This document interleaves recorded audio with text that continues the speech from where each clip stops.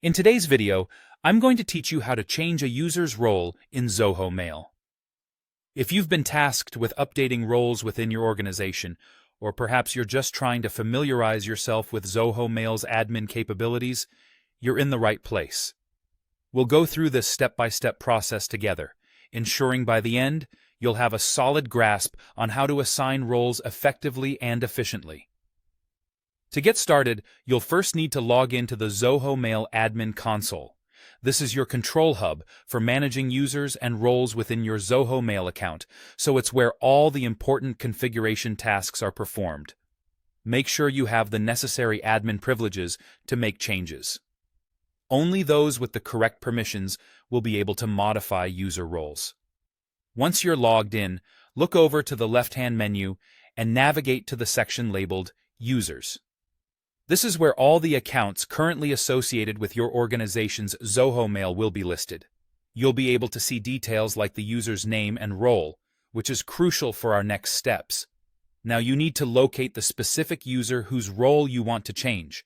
This might be for a colleague who's taken on new responsibilities, or for someone who's moving to a different department. Clicking on their name will take you to their personal information page, essentially a dashboard for that user's account details. Here, you'll want to focus on the section that contains their role information. It's typically labeled under Personal Information, so make sure you navigate to that part of their profile. This section will present you with the current role designation. You'll see a field for the role, accompanied by an edit icon. It's often depicted by a small pencil or similar editing symbol, inviting you to make changes as necessary. Click this edit icon, and you'll be given a couple of options. This drop-down menu allows you to select the role that best fits the user's responsibilities within your organization.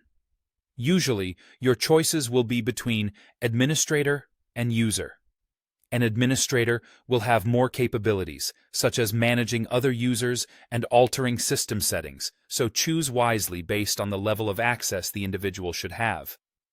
Once you've selected the appropriate role, make sure to click Update to save your changes. It's important to remember this step. Otherwise, your changes won't take effect, and you'll need to repeat the process. And there you have it. Your selected user now has an updated role in Zoho Mail, reflecting their new tasks or responsibilities. This simple process can significantly streamline how you manage your team, ensuring that everyone has the necessary access without compromising your organization's security or operational structure. Thank you for tuning in, and I hope this guide has made managing roles in Zoho Mail a bit clearer and more approachable.